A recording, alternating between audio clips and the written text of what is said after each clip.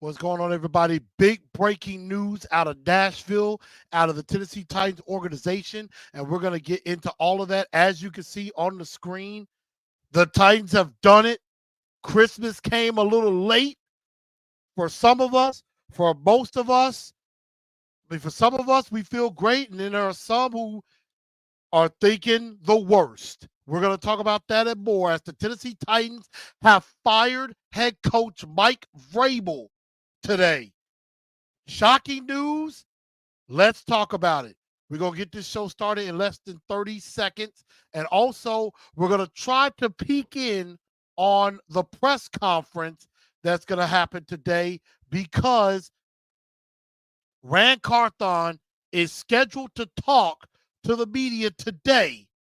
And we are going to definitely try to carry some of that on the show. But breaking news, Mike Vrabel fired as head coach of the Tennessee Titans. We'll talk about that and more to come in the next 60 seconds, in the next 30 seconds.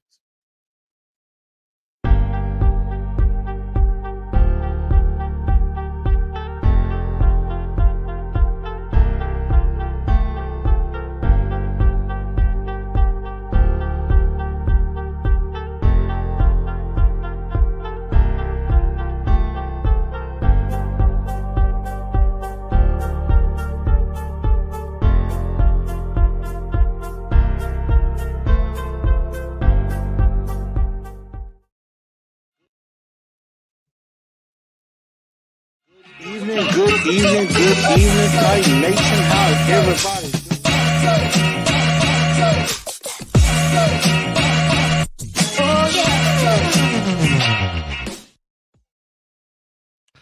What's going on, Titan Nation, football fans everywhere? Welcome into a breaking new TNT breaking news edition of TNT tonight. I'm your man, Chris, aka Blue Enforcer, and we're gonna have a very good small show today as the Titans have made some breaking news that are headlines spreading all over the NFL. And we're going to definitely talk about that and more. But first of all, make sure you share this show out, whether it be on Facebook, whether it be on Twitter, X, or on Instagram. I know this is a bit short notice, but when this news came out, you knew I had to come out with it. I had to come talk about it. And so we're going to get right into that right now. Again, make sure y'all share the show and everything. And also, everybody that come on in, make sure you smash that like button. Go ahead and hit that like button. And if you're new to the channel, go ahead and hit that subscribe button as well. And hit the bell and put all, so that way you will get whenever I go live, you will know. I know there's a lot of people in the comment section. We're going to get to everybody in just a moment. And also follow on Spotify, iHeartRadio, Apple, and Google Podcasts as well. Definitely make sure you follow up on that. But as y'all saw on the graphic, breaking news out of Nashville, a shocker. The Tennessee Titans fire head coach Mike Vrabel today. And wow, I kid you not, I was not expecting this. No, I take that back. Let me not cut myself short. I've been calling for this for a long time. I told y'all something was going to happen. And for a lot of you out there, some of you didn't believe me. I told you so. Matter of fact, hold on a second. I got to do this. All y'all Vrabel supporters out there, how y'all feeling today, huh? You feeling a little blue? You feeling a little sad? Wipe them tears from your eyes. Wipe them tears. Quit crying over spilled milk. Everything's going to be okay. Quit acting like it's the end of the world. How y'all like Vrabel now? He on the unemployment line. Now, I agree. He may not be on there for long. This could be a mistake, but you know what? I am as happy as a kid on Christmas. Woo! I feel great. I feel vindicated. I told y'all something was going to go down. I said Then it was time to move on from Mike Vrabel, and I was right. And I know I wasn't the only one that thought this, but I tried to tell you. I tried to tell you. And a lot of people wouldn't listen to me. People thought I was crazy. And people thought I had lost my mind and thought that I was jinxing everything and thought I was an idiot. I got it all on Twitter. Like a whole bunch of a whole bunch of Twitter people were hating on X. They were hating on me and thought I am one of the, I had an idiotic take and all this and that, but I told you. Did I not tell you something was going to happen? Did I not tell you that Mike Vrabel's arrogance was going to destroy this team? I called this 2 years ago. But some of you did not listen. I tried to tell you. And Miss Amy did the right thing. Now I know a lot of you are going to say, well, Dag, there's half the fan base that think this is a good move. There's half the fan base that think this is a terrible move. The national media is crushing us right now. And even some of the local Nashville media is crushing us right now, saying this was a terrible move. And, how do you get rid of Mike Vrabel, who's now going to be one of the most sought after candidates? I'm going to sit here and tell you, I think this was a great move. Not just a good move, a great move. This had to be done. Y'all all saw the reports. Y'all all saw all the stuff coming out that obviously there was friction between Mike Vrabel and Rand Carthon. Turns out that was true. Now, obviously, Lou Man is like, not a good move, 5-12 next year. We probably would have been 5-12 or worse next year with Vrabel as head coach. He should have got fired right after week 15, but he didn't, and you fire him after week 18. I got a problem with Amy and Rand. Why? We ain't even going to win a Super Bowl. Plus, winning seasons are a thing of the past. We're the new Detroit. No one wants to play her anymore. Ms. Mims is like, great move. Sportacular says, smart move, need a new perspective. Collective Soul says, now let's hope New Orleans can fire Dennis Allen and Carmichael, because if not, we're going to have another terrible season for the 5th time. Here's the problem with the Saints. They've already came out and said they're sticking with Dennis Allen. They already said that. They said that yesterday. And I do think wherever he goes, Henry could go with him. I agree. Appreciate your collective soul. Nashville flirting with disaster. I think this is the right move. This is the right move. And I know there's a lot of you, like Lou Man, who thinks this is a horrible move. So I blame the fans. Be careful what you wish for. Hey, look, it's no guarantee that this is going to work. But here's my reason why I think, Over Chicken says great move. And there's a lot of flip-floppers. Those who wanted Vrabel fired so bad, and now they're like, why'd you fire Vrabel? And I know probably why. Some of them probably thought, well, you got to trade him, get some compensation. And so I know I'm kind of going all over the place right now. Let me go back to why I think this is a great move. I think this is a great move because, number one, Mike Vrabel is an absolute a-hole. We all know that. Mike Vrabel wanted control, even though he tried to admit that he didn't. But he basically tried to lowball. He basically tried to force the organization to do what he wanted. He wanted somebody else to be overran like a president of football operations or like a overseer of Rand because I guess he didn't trust him. And so, he wanted, he claimed, well, I didn't want final say. I didn't want final say. I just want to have a voice. I didn't feel like I had a voice. No, what you said and how you acted are two totally different things. And I just think that Mike Vrabel wanted power. And Narv do with a super chat. Appreciate the super chat. Time to move forward. Change was needed and is good. Tighten up. I 100% agree with that. Change needed to be made. I'm not really that shocked. I called it. And others will say the same. And Rand is going to be speaking in about 15 minutes. We're going to try to carry that press conference in its entirety. It'll probably be off of either Stillman and Company or off of 3HL, but maybe it could be off of the Titan site. But Rand Carthon scheduled to talk in 15 minutes. But again, I think this is a great move. It had to be done.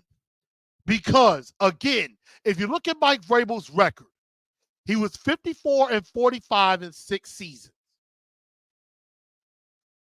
But out of that 15-45, he was 13-21 in the last 2 years. That is last season and this past season. He was 6-18 in 24 games since the Green Bay game.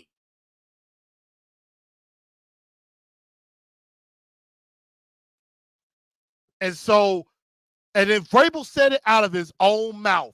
Vrabel got himself fired. Not really that shocked. But the fact of the matter is, Mike Vrabel basically said, I didn't want to be winning based off of talent. He wanted to win based off of technique and doing it through the work and not just on talent alone. And Mike Vrabel also in the press conference when Rand was introduced in the spring, Mike Vrabel basically said, we do not rebuild in this league.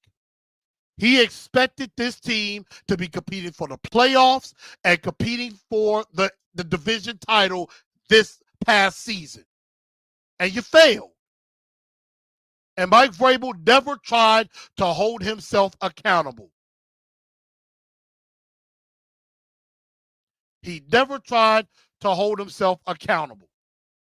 Now, Ian is with the move. Titans Forever said this is a horrible choice by Amy. She's becoming Jerry Jones. How? Because she ain't always in everything like Jerry Jones. Jerry Jones is the lawyer, the judge, the jury, the executioner, all of that. Miss Amy is doing what she had to do. She sat back. And my boy Brandon, my Blue 5 brother, we were talking about this a couple of days ago. And he told me, he said, Rand probably was just sitting back, observing Vrabel, letting him do his thing, and then he's going to make his move. And I think that might have been exactly what happened.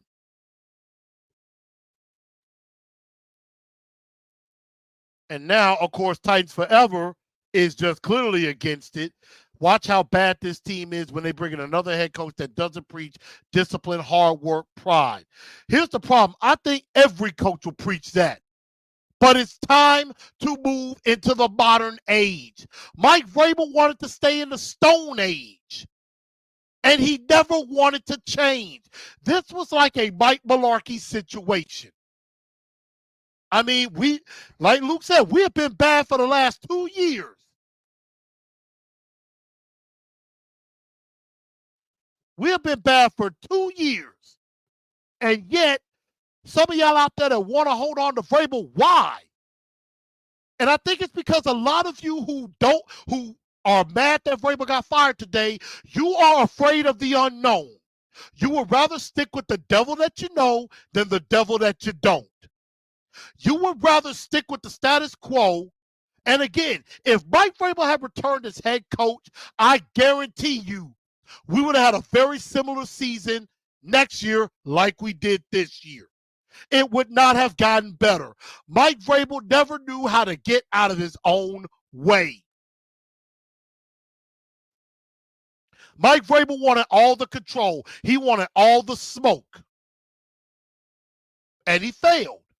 He bet on himself saying, I'm going to get us back to the playoffs and back to the division title. He failed. When John Robinson got fired, what did I tell y'all? The pressure is on Vrabel now. It's on Vrabel now. I'm with him too, parents. I'll be glad to pack up. And tight forever. Come on, man. Have a little optimism about this. We don't know who the head coach is going to be. Now, again, I would say this. Mike Vrabel did not do the job he said he would do. He had an opportunity. Everybody wanted to blame John Robinson for the 7 games in a row that we lost. And John Robinson definitely deserved blame.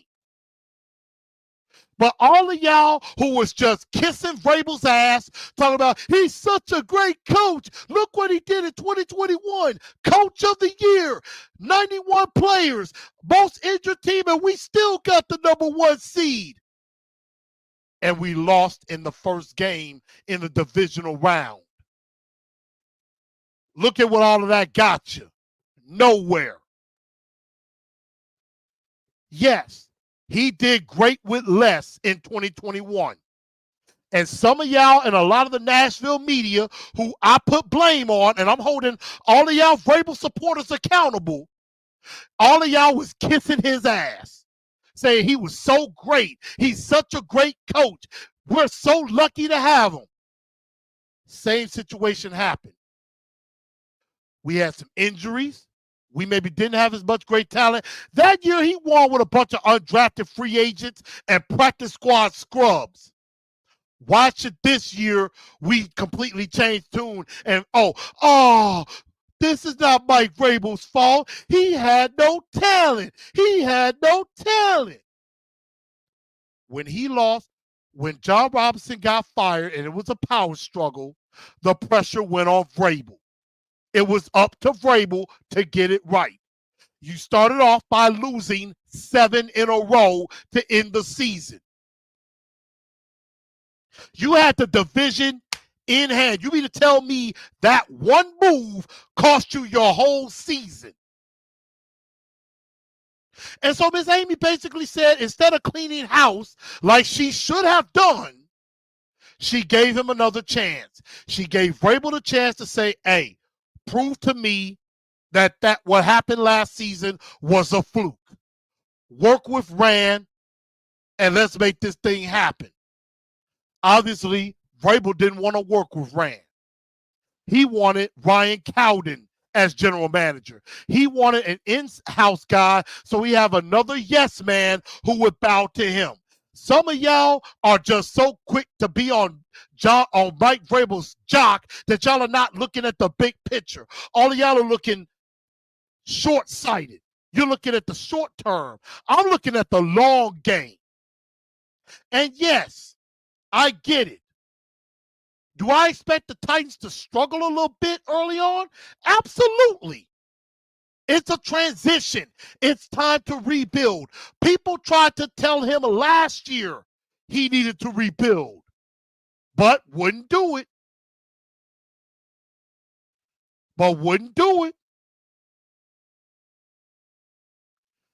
You had a chance to clean out, but you didn't do it. You had a chance to prove last year was a fluke. Vrabel built the offensive line. Let me make this perfectly clear to all of you Vrabel supporters like Titans Forever. I want you to listen to me very carefully because I've been sort of right on a lot of this. So maybe now you will listen to me Because I am telling you, I've been a fan of this team for almost 30 years. I kind of have an idea about some football. I played football in high school. I've been watching the game. I am not as knowledgeable as Coach McGinnis or as some of the people on the inside of the building. I am nowhere near as knowledgeable as those guys on like the X's and O's. Vrabel even said it himself, he was not an X's and O's coach. We need a X's and O's guy. And the thing about it is, they're going to go offensive minded. And the thing about it is, Mike Vrabel did not want to go into a new age. He did not want to rebuild. He did not want to change. When you are as stubborn and as arrogant as Mike Vrabel is, I say he is way more loyal than Mike Mularkey, way more arrogant than Ken Wisenhunt, and is as power crazy as Bill O'Brien. That's who you want running the team? And the thing about it is, it was time to go in a new direction. Mike, they probably told him, you might need to get rid of this coach, that coach, that coach. If you do that, you can still be the head coach. And Mike Vrabel probably said, no. You're not going to dictate to me what I do with my staff. And Miss Amy said it herself in an interview with Mike Keith. She said this was probably the most difficult decision she's ever had to make as owner. She really did not want to fire Mike Vrabel. Mike Vrabel probably gave her no choice.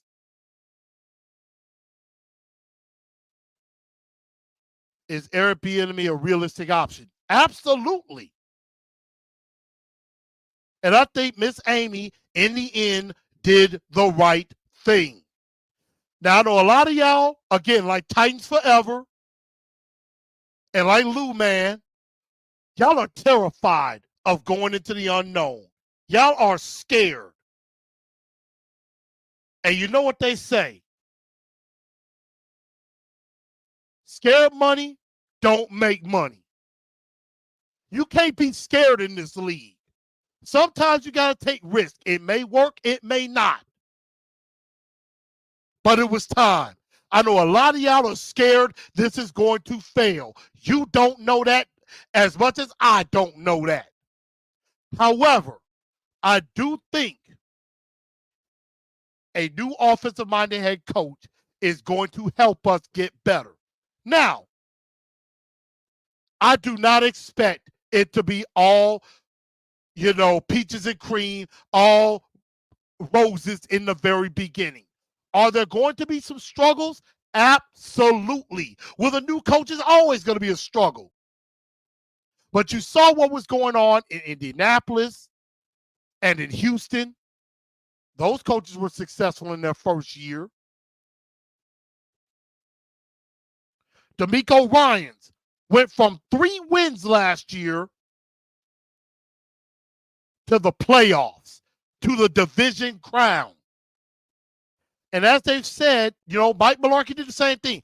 It's easy to go from like 5 or 6 wins to, say, 10 wins. It is much more difficult to go from 10 to 11 to 12 wins. I do not expect a quick turnaround, but I could see it happening. Really should have fired him last year. And Ms. Bibb said, I listened to you on everything you said is true. Been saying this for a long time. Yeah, Ms. Mims knows. I want y'all to comment. Have I not been saying this for years now? Recently. Lance says, yeah, national media doesn't watch the Titans. Don't believe the crap they say about us. I agree.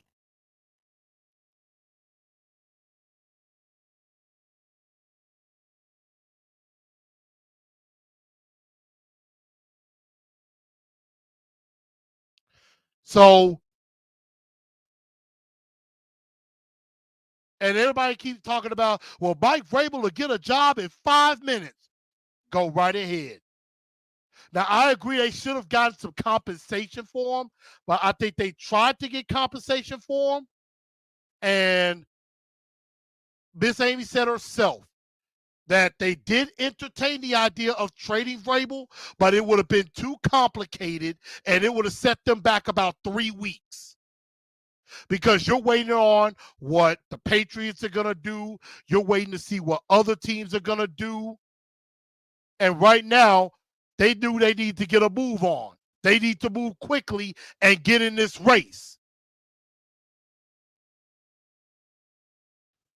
Now, maybe should have made a trade, but they said that it would have been complicated.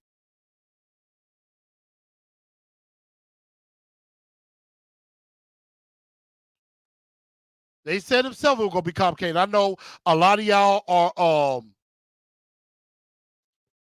Jackson Hill with a super chat. We are going to regret this for years to come. We're going to find out.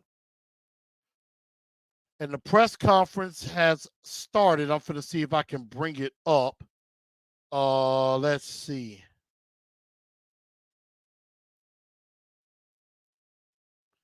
I'm going to see if the Titans have it on their site.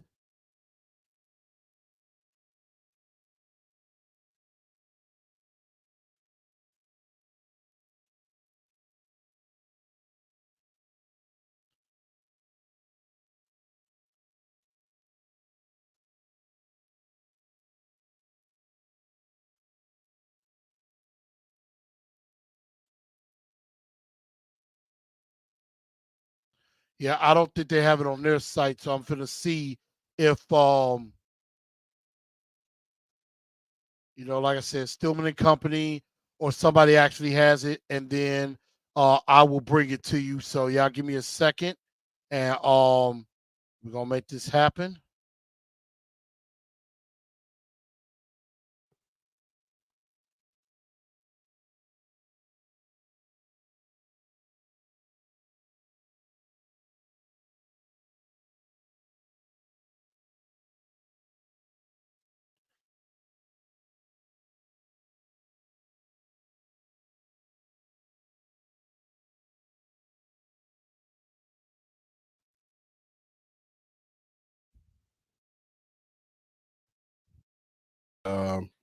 I wish Vrabes, nothing but the best. Consider him a friend, and I feel like we'll be that way moving forward. And so, with that said, I'll open up for questions. All right, this is Rand Carthon talking to the media. Let me know if y'all hear it. Introduced that your number one thing was to serve Mike. Given today's developments, did you fail at that? I don't think we failed. I just think, one of the things Mike's always says is that the ball isn't round, so you don't know how it's going to bounce. And I don't think the ball bounced our way. We had 7 one-score losses this year, so we were in games. Just the ball didn't bounce our way. I wouldn't consider it a failure, but by no means, were we happy with the results. And that's just something we've talked about, privately and as a group over the last couple months of, how do we get this thing right and how do we get this thing, in the right direction. So I wouldn't call it a failure, but it's definitely not up to the standard. You mentioned the same vision, Randy. Did you and Mike share the same vision? Yeah, like I said, about where things were going. Philosophically, like I said back in I think it was my press conference, our football foundations are generally the same, and where he cut his teeth and how I was raised to see the game of football. Realistically, it's only so many ways that you can play the game of football, only so many different schemes. Like I said, our visions were aligned. We saw it a lot the same, and we worked well together. So I guess, I'm sorry, Buck, sorry. I guess what I meant there was in terms of where the franchise was, rebuild versus, still trying to win another year. Yeah, well, I think that part, it's a lot of moving parts, to the game of football. And there's no secret, we've dealt with a lot of injuries here, over the last, 3 seasons or whatever it is. And, we're having to mix and match pieces, on a week-to-week basis. And it makes it hard. It makes it hard for any organization, to do that. So, we have a lot of work ahead of us of trying to, figure this whole thing out and how we can keep, our key guys out there on the field and keep them available. But it was just one of those things. It wasn't we weren't aligned or it, it didn't work is it's really hard when you take the field. I think we took the field Sunday with 9 starters out, you know, and we were able to come away with a victory. But if you look over the last couple of weeks, look how many starters, that we've had out due to injuries, and it's just hard. It's hard to win football games in the National Football League as is with a healthy roster. It's just it becomes even harder, when you don't have all your key guys. Along those lines, Rand, along those lines. Mike Vrabel doesn't have a job today. What is the disconnect there? Well, I think Amy spoke to her decision, of making, of the decision she made and why, and that was about her long-term vision, of the organization, and that's really I think what it was. Along the lines of all the, you talked about the season and being philosophically aligned and all, but in that regard, a couple of big moves were made in season. The switch from Tannehill to Levis at quarterback, the firing of Greg Ackerman. Were those unanimous decisions by the organization at the time? Yes, every decision that we made was unanimous. Mike and I, we speak every morning, whether I come to his office or he comes to my office, and we talk about the task in hand for the day. When we got to the point of making the move from Ryan, at that time when we made the initial switch, Ryan was injured.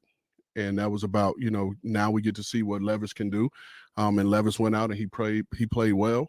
I think had everybody, in this room and our fan base excited about what was to come. And so we decided to make the decision to, move forward and see what that's going to look like in the future and in his development. Did Amy have a say in those decisions? We consulted with Miss Amy. One thing about Miss Amy is, she hired us to do a job and she allows us to do our job. In your introduction, you said that the number one item on your to-do list was collaborating with Mike.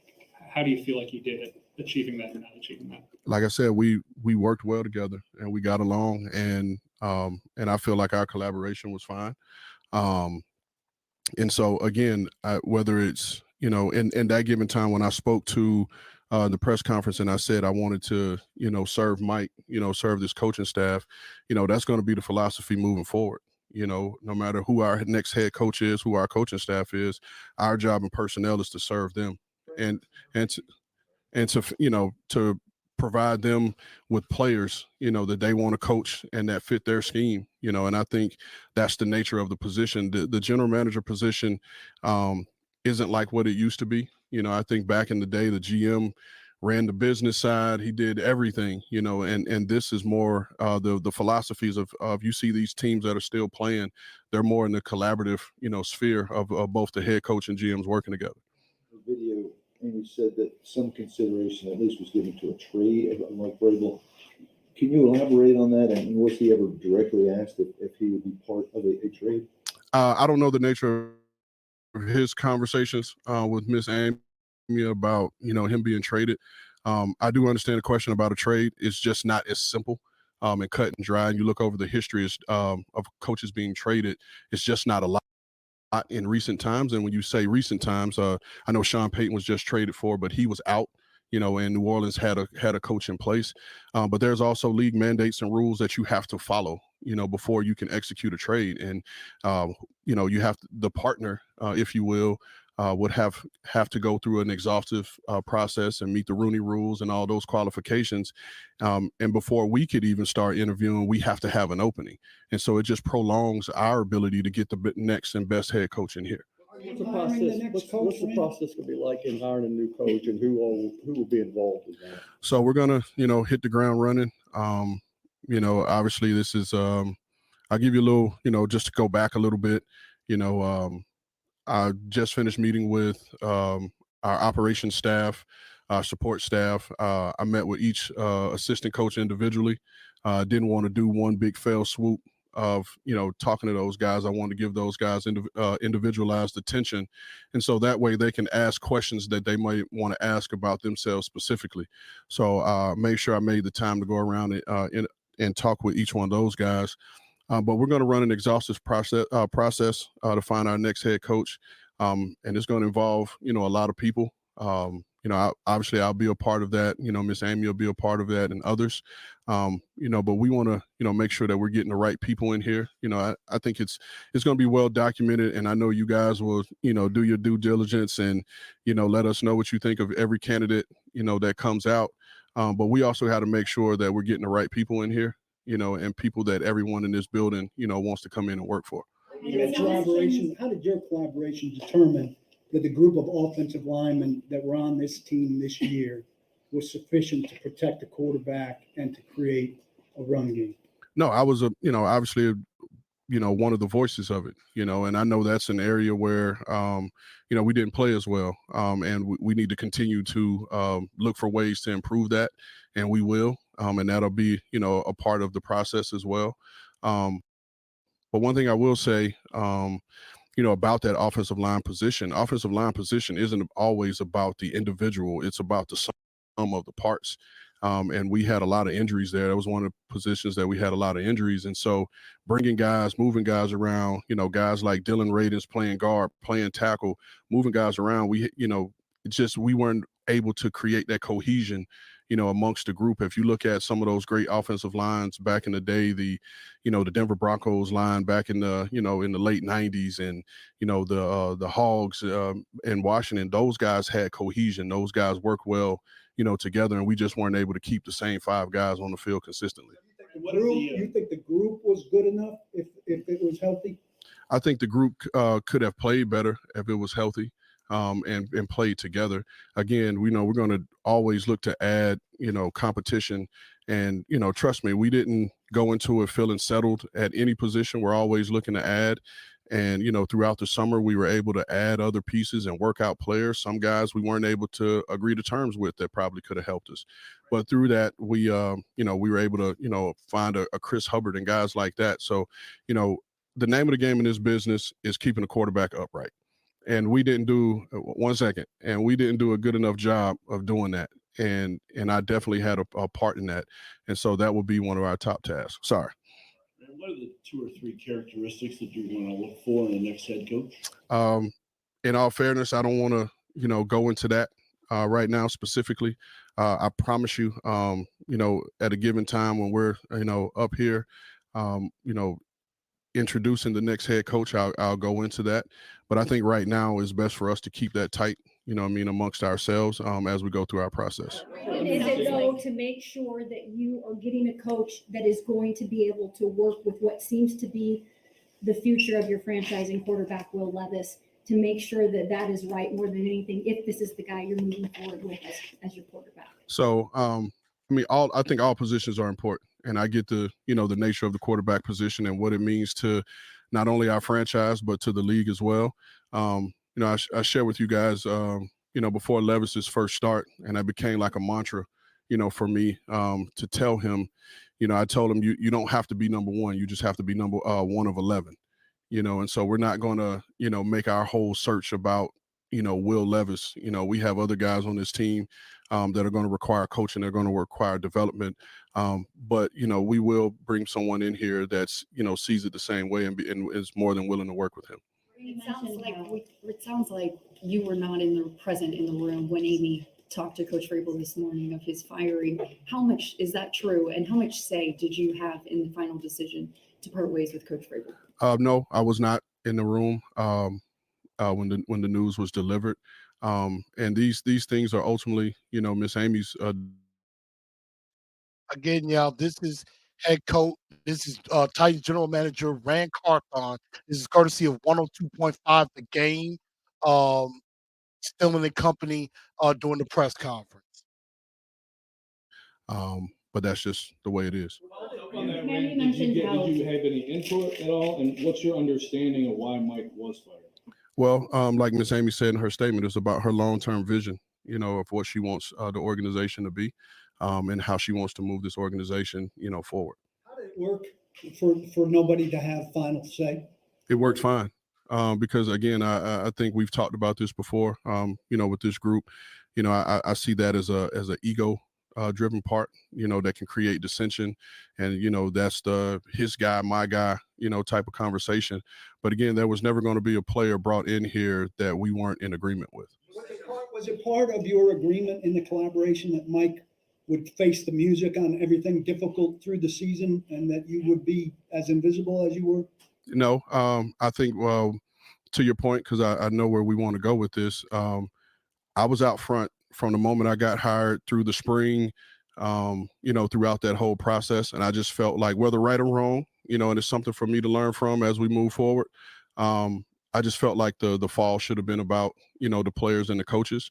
Now, in terms of when it came to the KB trade and why I was not out front on that, Mike's had the relationship, with Kevin over the last, 6 years or whatever it's been. And we felt like it was best for him, to go out front and handle that. By out front, you had a few press conferences. What's out front? When you say I had a few press conferences, are we talking in the spring or the fall? Spring and the fall. No, I was out front in the spring because that's roster acquisition time. I don't particularly remember doing a press conference in the fall, but maybe I did one or two. Yeah, I mean, again, Paul, this is my first year on the job, and I've had thoughts and processes that I thought would work best, moving forward. And I'm not here to say, again, like I said, it may not be right or wrong, and it's something that I need to evaluate, moving forward and do a better job of connecting with the fan base.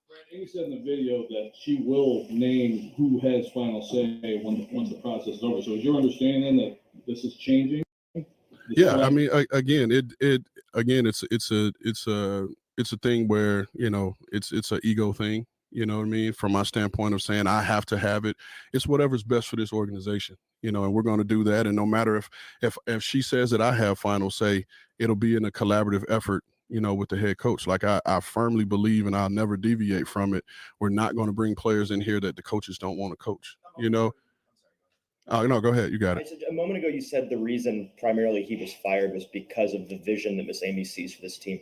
What was it about Mike that wasn't compatible with that vision? It's her vision for the organization, not the team. The vision for her organization and how she wants things structured for that. Like I said, Miss Amy's she's made her statement and she's clarified her reasons, and we're here to support her. You said that nobody's happy with the outcome of this season. I'm sorry. Start it one more time. You mentioned how nobody's happy with the outcome of this season. How much blame do you put on yourself for a 6-11 season? I mean, obviously, I'm one of the pieces in the talent acquisition part, so I wholeheartedly take a lot of the blame, and I have no problems with that. Again, I've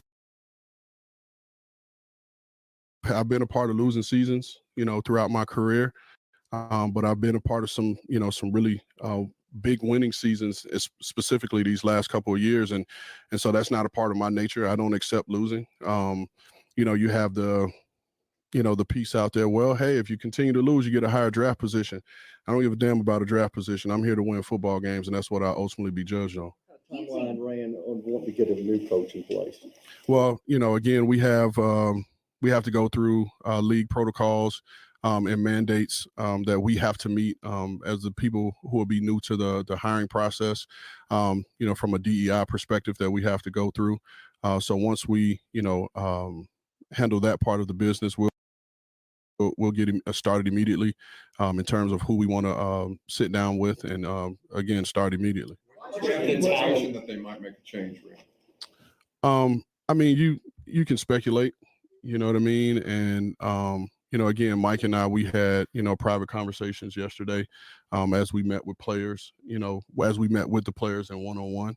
But, I mean, you guys do a good job of keeping everybody informed, you know what I mean? And so it's something that you have to, when you see it, you have to give it a thought about what it is. And, again, it's unfortunate that we're sitting here today, having that conversation.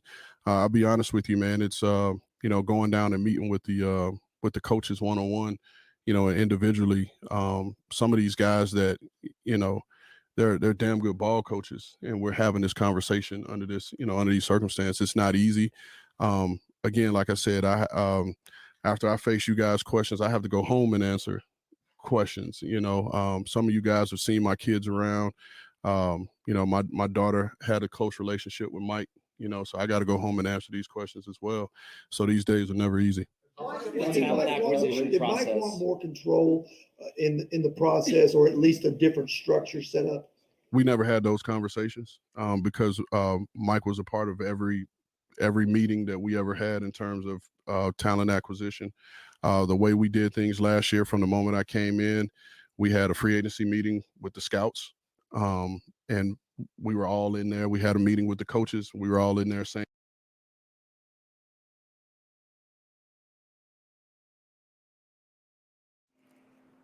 That was Did we lose him? Titans general manager. That was Titans general manager Rand Carthon on, and looks like we lost.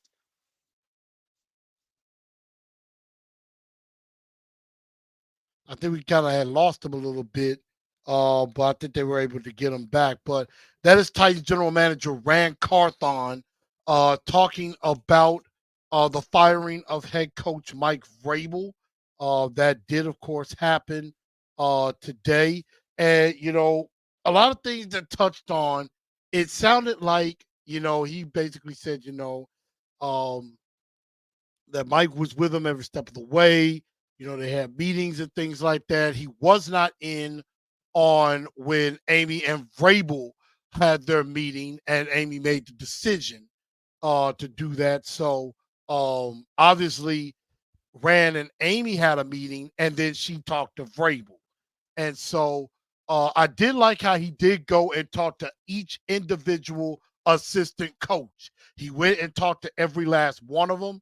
I know there's like a bunch of comments from everybody with that. And I know there's a lot of doubt out there. There's a lot of doubt. And I understand and I respect it.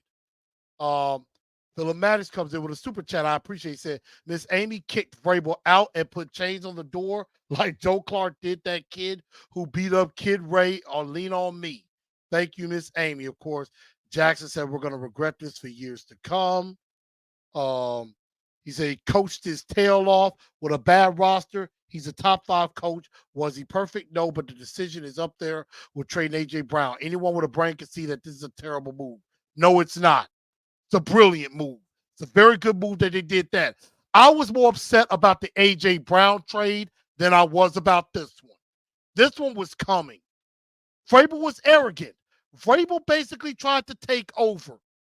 And Vrabel thought it was his way or the highway. He wanted to do things his way, and everybody else was idiots. Parker D said, I am confused at why this is happening. Do you trust Amy because people are upset with her about the decision? Right now, I trust Amy. She wants to win. She wants to win. And has said it herself, she wants to win championships. And she said in her interview with Mike Keith, the last 2 years were disappointing. She said the fans deserve better. And she kind of even put herself on blast a little bit. Basically saying, I will admit, I'm gonna see if I can pull up the full her statement that she made to the team.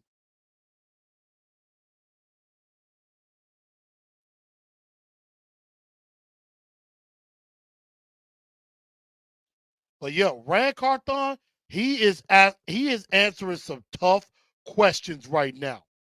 He is in front of the firing squad at the moment.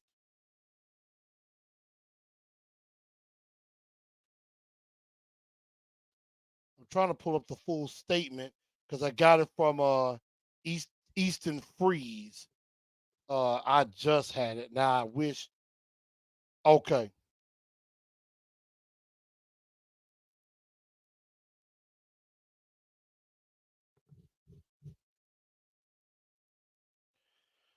Basically, he said one thing that was mentioned is that she had extremely high expectations.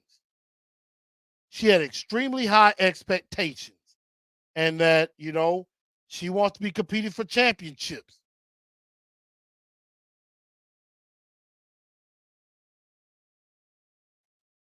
I am trying to find that full statement.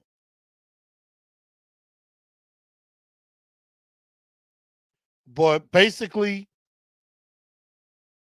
she she said that she wanted, she has high expectations.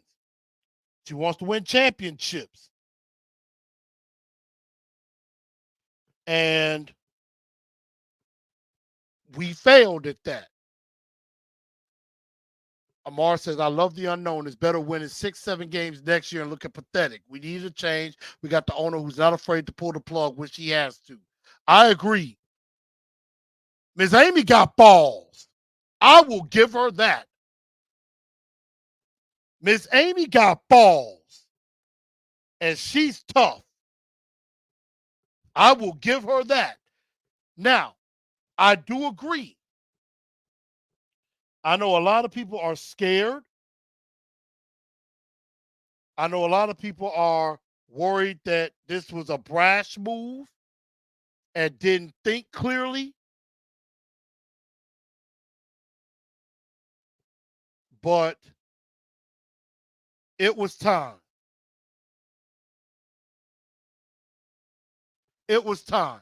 Her expectations, he says, were unapologetically high. But Mike Vrabel gave those expectations.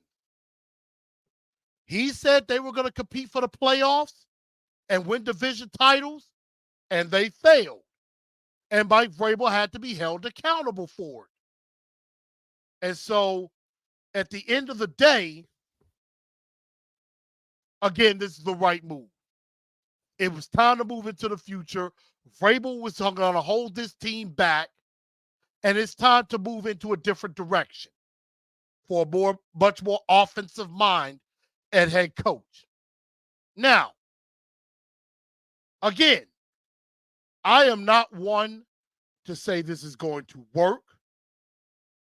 I am not one to say this. I cannot say whether this next head coach that comes in is going to succeed or fail, because the next head coach could very well fail. Yes, that could happen. But the very next coach could also take us to the Super Bowl and win one. We don't know.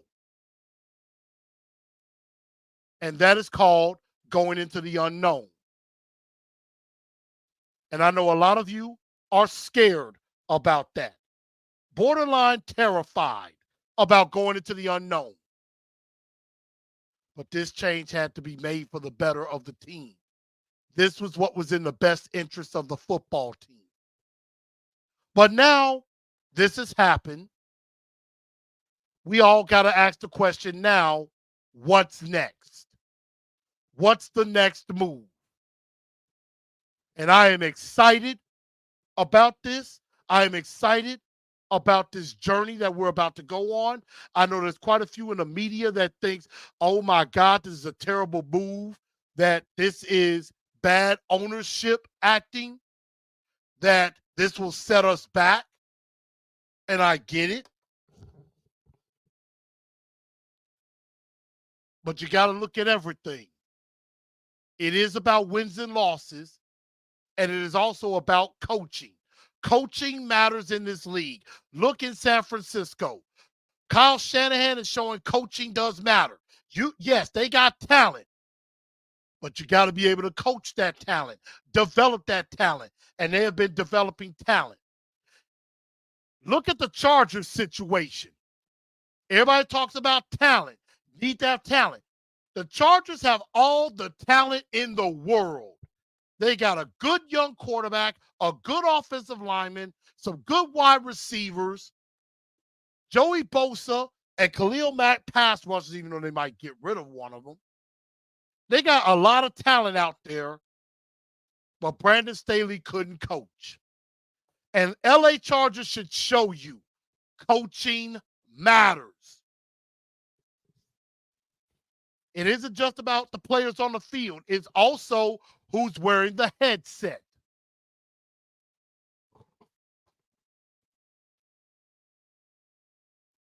So, it's going to be very interesting to see how all of this plays out.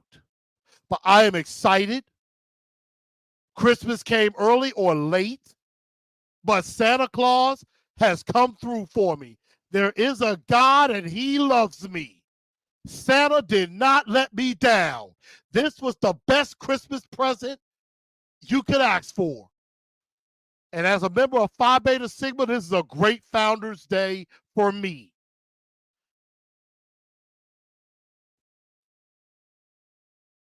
And I agree, we cannot get a Ken Wisenhunt, Mike Munchak type of guy. Yeah. And I mean, and that's fair. Overchicken said all the coaches will be here. He'll let the new head coach decide. And that is very fair. That is extremely fair. Now, some of those guys could audition for other jobs and things like that, but that is absolutely fair because I do think the new head coach is going to keep a few guys. I think guys like Terrell Williams, I think will stay as defensive line coach. Maybe you could look at somebody like a Tony Dews. Maybe he goes back to being a running back coach. I don't know what this will mean for Justin Odden or Charles London. We're gonna definitely find out with those guys.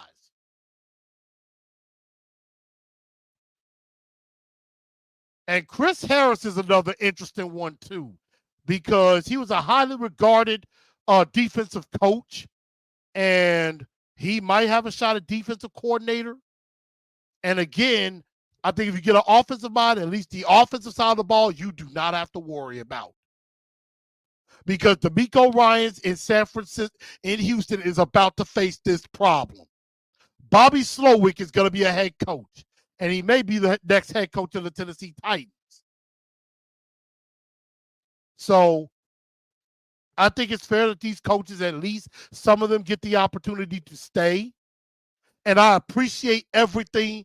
I appreciate Mike Vrabel for getting us to the playoffs and to the AFC Championship, but we need more. And so again, talking about who's next. Here are just off the top of my head, I got my top 5 candidates, and I got a dark horse.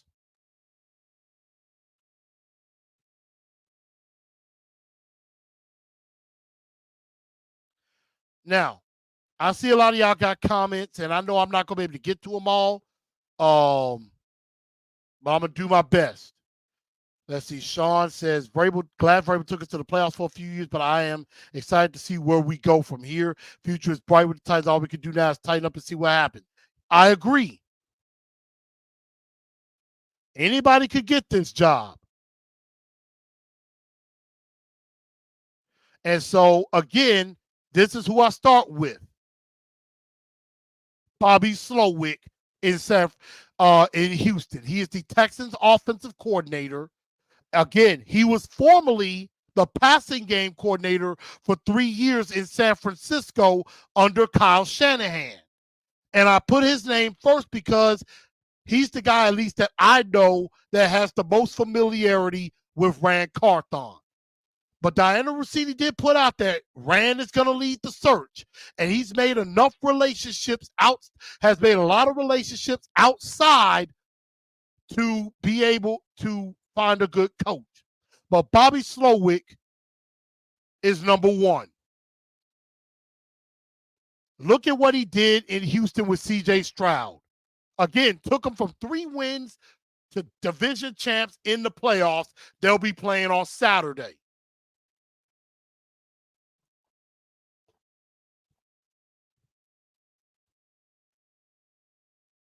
So I think he's a young offensive mind. I believe he's like 36 years old. Very young. He's younger than me. But I really think Bobby Slowick should be the front runner for this job. The next candidate on my list is a familiar name. Eric Bieniemy, formerly the Washington Commanders offensive coordinator and longtime offensive coordinator in Kansas City. Now, Eric Bieniemy has went for head coaching jobs for years. And a lot of people have always said he didn't do great in the interview. that he wasn't a great interview. Ran in the Tennessee Titans, they brought him in to interview for the offensive coordinator job. And it looked like that maybe Eric Bieniemy had a shot, but they went with Tim Kelly instead. And so I think Eric Bieniemy is a great offensive mind. I could definitely see Rand interested in bringing him in, because they already spoke last year. I think Eric Bieniemy is a very good offensive mind, but he could be a little stubborn maybe. We don't know. We don't know. But given his track record in the past, he could be very, very good. A lot of people think he's long overdue to be a head coach. My third candidate, Brian Johnson, the offensive coordinator of the Philadelphia Eagles. He was also the quarterback's coach before he was offensive coordinator. Now, I do like Brian Johnson because, the Eagles looked incredible early on. But now the Eagles have had a little bit of trouble, and there is trouble in paradise up in the city of brotherly love. And right now, a lot of people think that the Eagles are just limping into the playoffs and could lose to the Buccaneers in the first round. Because a lot of people up in Philly right now are calling for Nick Sirianni's head right now. Now, remember, you got to interview two minority candidates from the outside. Bieniemy and Johnson would satisfy that rule, but I think both of them could legitimately have the shot. That offense in Philly is damn good, despite what has happened recently.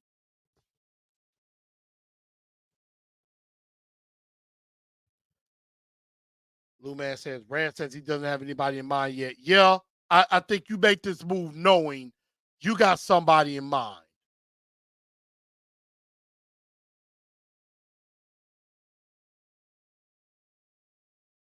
So I could see that.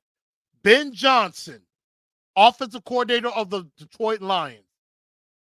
He is the hot commodity. He is the hot name. He's the name everybody wants. Right now, I would probably say at this moment, Ben Johnson and probably to a lesser extent, Mike Vrabel are the two hottest candidates right now today. Everybody wants a shot at Ben Johnson. Everybody does. Because of what he did in Detroit. And he is instrumental in what happened in Detroit.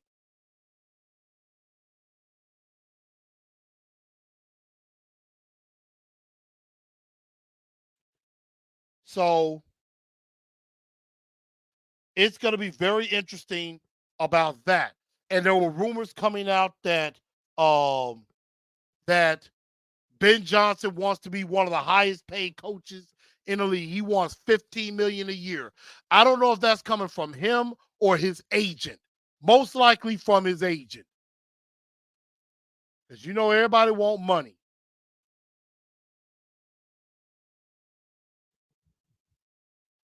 So I could see Ben Johnson being a guy too. I would definitely talk to him. But Ben Johnson better not come here acting like I got the job already. And I know somebody's talking about Stump Mitchell. I don't even know who that is.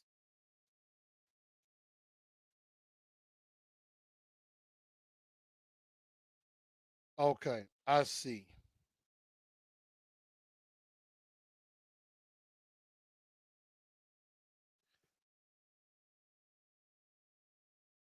So right now, people are mentioning Stump Mitchell, the running backs coach in Cleveland. I don't know who that is, and I haven't really heard of him.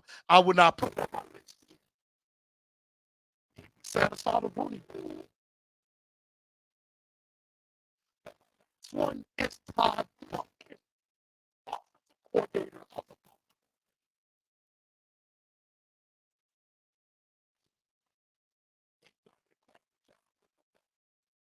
seems like he can adapt situations. He was also offensive coordinator. Some other quarterbacks. Georgia offense. They won back-to-back national championships.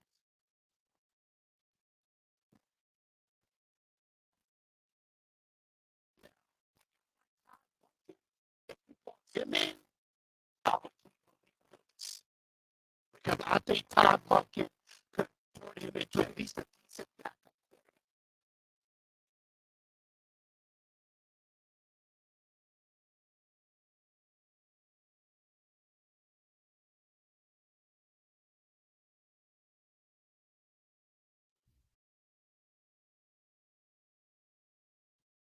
Okay, my bad. Thank y'all for warning me. But I would say Todd Monken. I think Todd Monken would be an interesting choice because of he's been able to adapt to what Lamar does well and run the offense around him. And they're one of the better offenses in the league. They can put up points. Baltimore is the number 1 seed right now. So we're definitely going to find out. Again, I don't have really much experience on Stump Mitchell. I didn't even know who he was. I'm just being honest. I did not know who this guy was, and I would not put him on the list because I don't know what qualifications he has. I mean, yeah, good running back coach. I mean, yeah, Nick Chubb and Isaiah Ford. I mean, he would probably be an outside candidate that nobody would see coming. But Todd Monken, I could definitely see. I do not have Jim Harbaugh on my list because it depends on what the NCAA does. I mean, I could see him going back, and I think a lot of teams are going to jump at Jim Harbaugh quickly. But I could also see him going back to Michigan. But my dark horse candidate, and this name just came across, and there's one particular reason why I picked this name. And it's a dark horse name. Adam Stenavich, offensive coordinator and former offensive line coach in Green Bay. And this is why I put this name as a dark horse. The last words I just said, offensive line. He's actually managed to make some decent offensive linemen up there in Green Bay.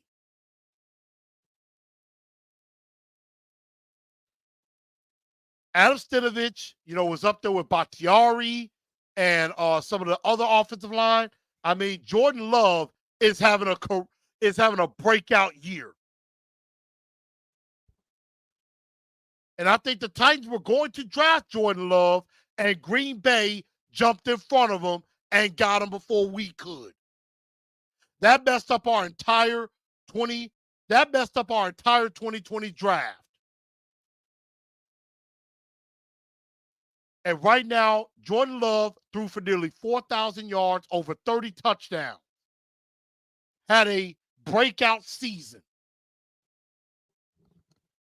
So even though Matt LaFleur is making the calls, the fact that this guy, I mean, definitely could be a guy that you could bring in to help your offensive line.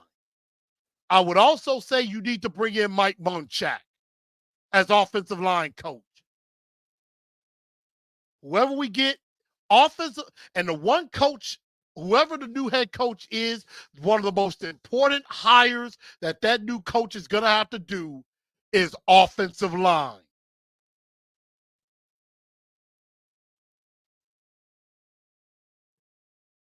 And this is the reason why I think a new offensive-minded head coach is going to be good. To develop Will Levis. You got to build this team around Will Levis and not Derrick Henry anymore.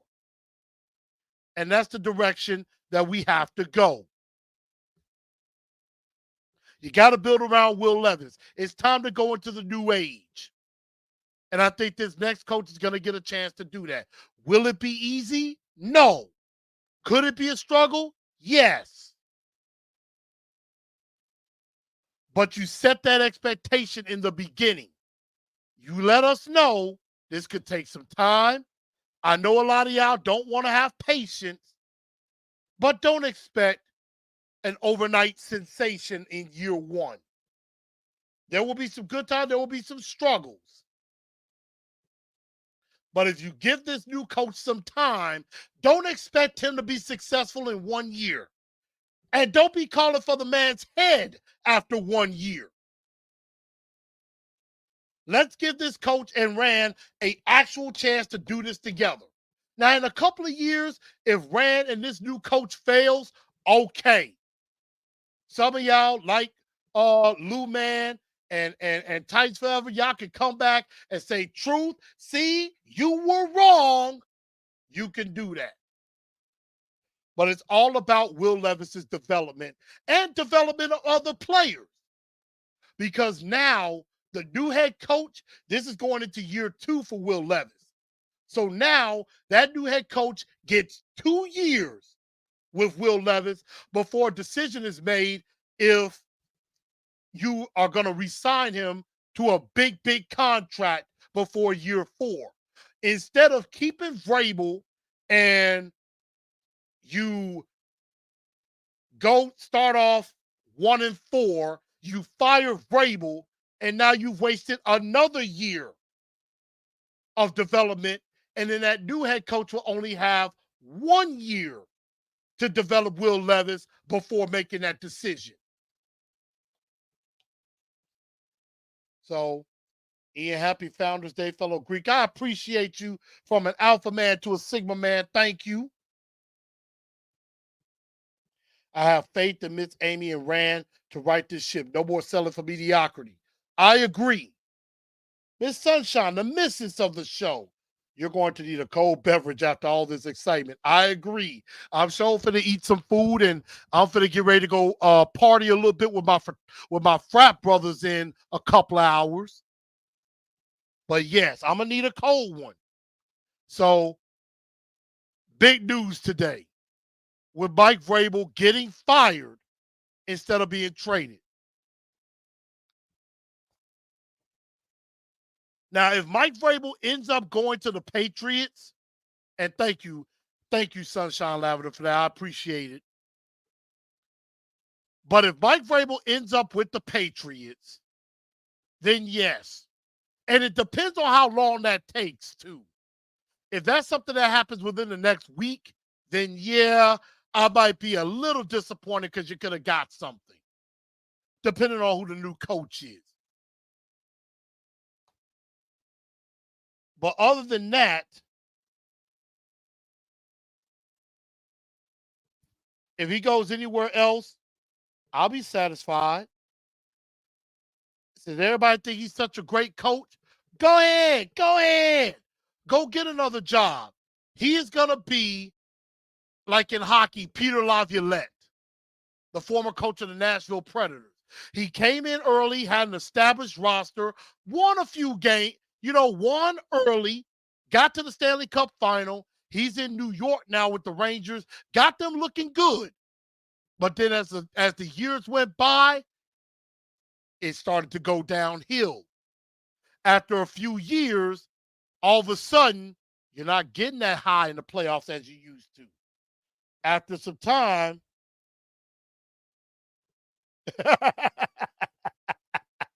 yeah, Ian, I see your post. I'm like, you got that right.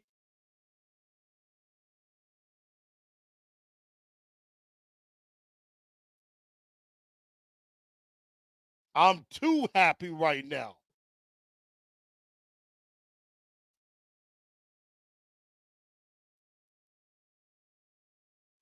So I just shared that out. I am too happy right now. So it is what it is. I'm just glad we can get a coach that's not going to put so much emphasis on players playing special teams than trying them out on the field. And I agree. And I think the next coach is going to actually put players in their natural positions instead of put Skoronski at guard where he could have played tackle. Overchicken said, if we had traded him now, it would not have been official until like 3 weeks. We would not have been able to interview until the trade was official. That's why they fired him now. Agreed. Because like Amy said, it would have set him back a few weeks. She didn't want to wait and then be behind the 8 ball while all the other teams get the good coaches. So that's what it is. But I appreciate everybody tuning into the show. Again, make sure everybody that's in here hit that like button for me. Let me see how many likes I have right now. Because I can tell you how many likes I got and how many likes I don't have. Like, I know there's about 40 people watching, and I only got 19 likes. I should have 40 likes right now. I should have 39 likes right now. So every last one of you that's watching, hit that like button for me. And if you're new to the channel, go ahead and hit the subscribe button so that way you know when I'm going live. But again, the big news of the day, Tennessee Titans head coach Mike Vrabel fired by the Tennessee Titans. We heard from Rand Carthon earlier. He's basically saying that, he's going to be judged by winning football games. The pressure's on him now. He said, there wasn't no rift. There were no, he didn't ask for a trade and things like that, which I do think it's a bit false. Somebody told him, don't give the real detail. But again, Mike Vrabel fired as head coach of the Tennessee Titans. They will start a new search.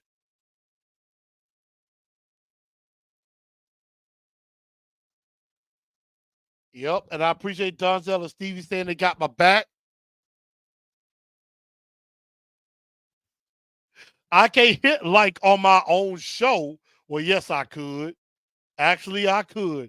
Yep, gave myself a like.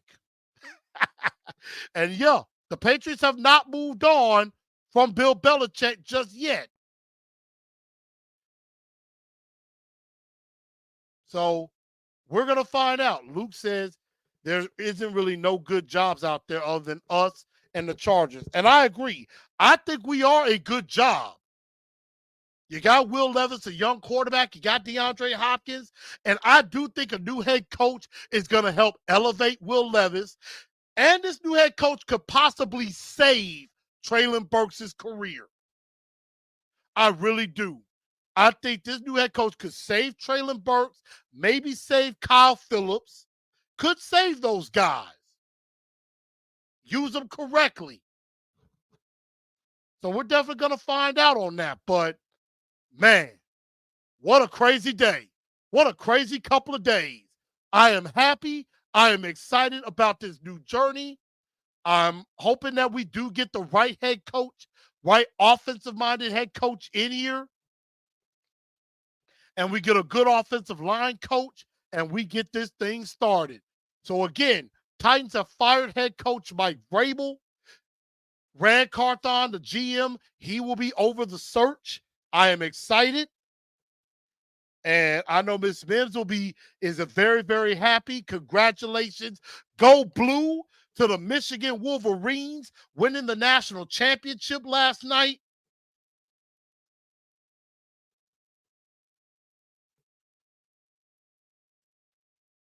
And so it is what it is. But for all of y'all out there who are Vrabel supporters and are so mad about this, quit your crying. Wipe your tears. This is going to work. I think better is to come. You're going to have a coach that we may have a coach that ends up playing coaching to the strength of the players rather than making the players play to his strengths. That's what we need. And I think Rand had a pretty decent first draft. Levis. Skoronski, I think, will be pretty good. Tajay Spears, better than I thought. Josh Wiley, we'll see what he does when he comes back. How is he going to be used? Colton Dowell, he got hurt hate that he got hurt. He could have been taking the place of what NWI was doing. But we're going to definitely see.